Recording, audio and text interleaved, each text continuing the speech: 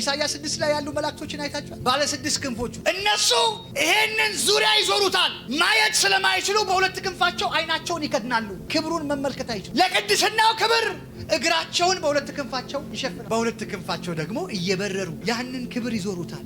አሁን መልአክ እንኳን እንዲህ ማየት አቅቷቸው ሸፍነው ተሸፋፍነው ተደብቀው የሚዞሩት ክብር ውስጥ ቤት በኩል ነው። አንተ እንደዚህ ገብተህ በልዑል መጠጊያ ማለት እንደው ዝም ብሎ መጠጊያ ነው። ሃሌሉያ መጠጊያ በል አሜን ብለን የምንጨርሰው ጉዳይ አይደለም። የልዑል መጠጊያ በጣም ፐርፌክሽን ነው።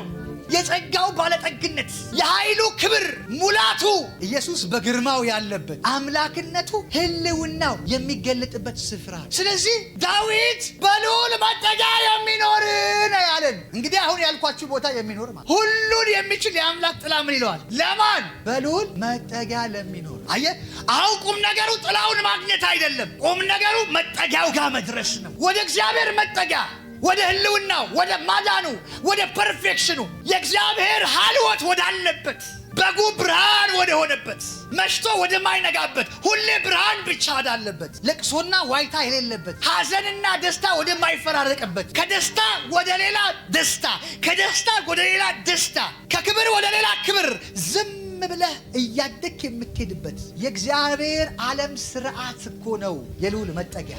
አያችሁ ዳዊት አሁን በልዑል መጠጊያ የሚኖር ሁሉን የሚችል የአምላክ ጥላ ስር ያድራል። ማን? በልዑል መጠጊያ። እንደዚህ ስታስቡት አይከብድ? መጠጊያው ጋር በጣም ከባድ ነው። ባይ ኤኒሚስ መጠጊያ ጋር እንደርስም አይደረስም፣ ከባድ ነው። መጽሐፍ እንደዚህ ይላል፣ የገዛ ደሙን ይዞ ወደ ቅድስተ ቅዱሳን ገባ።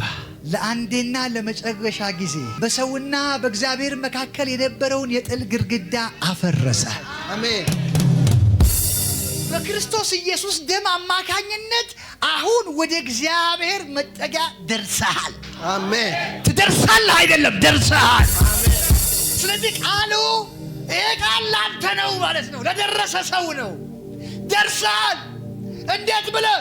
በደሙ ታርዶልህ፣ ችለህ አይደለም፣ ችሎልህ። ደርሰህ እኮ አይደለም፣ አድርሶህ።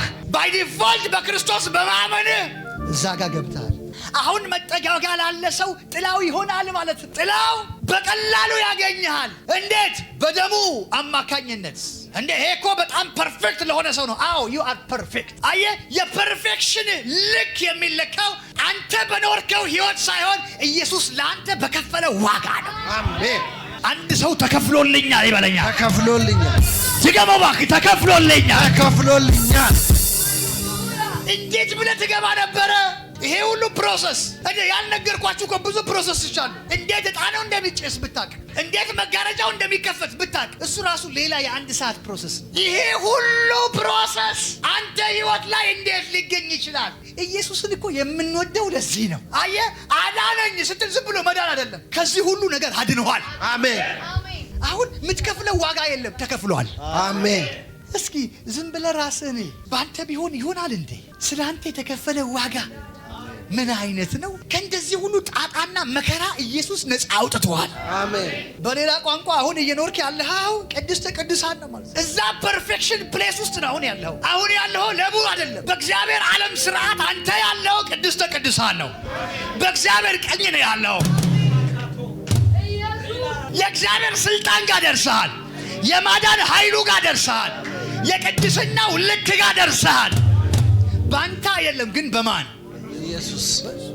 አንዳንድ ሰዎች ይሄ እውነት ስላልገባቸው ይጣላሉ እኮ። እንትን ካልተቀደስክ አትገባም፣ ከተቀደስክ ትገባለህ፣ ይጣላሉ።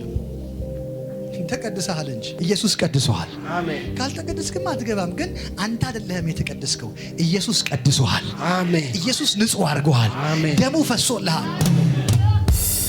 አሁን ካንተ የሚጠበቀው ህይወት ታውቃለህ? የአዲስ ኪዳን ህይወት እኮ የመቀደስ ህይወት አይደለም። የአዲስ ኪዳን ህይወት የመጠበቅ ህይወት። ምን ማለት ነው? ተቀድሰሃል፣ ትጠብቀዋለህ።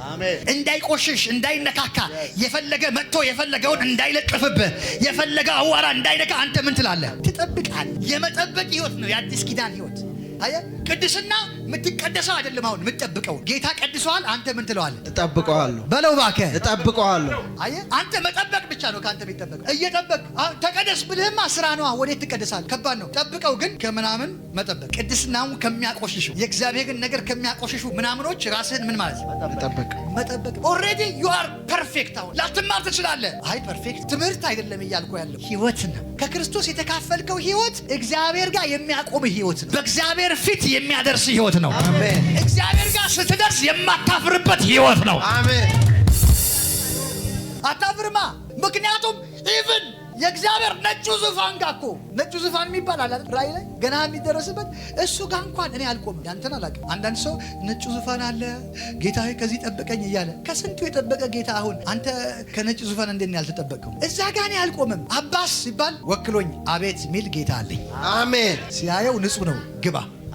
ታውቃለህ ኢየሱስ እኔን ወክሎ እኮ ነው ሰማይ እንዳይፈረድብህ አድርጎ ነው የሞተልህ። ታዲያ እንዴት ነው የልዑል መጠጊያ የሚደረሰው? በዛ ሁሉ ፕሮሰስ ከባድ ነው። ካህኑ ካልገባ ሊቀ ካህኑ ካልገባ እንዴት እኔ እናንተ እንገባለን? በእምነት በደሙ አማካኝነት ያለኛ ስራ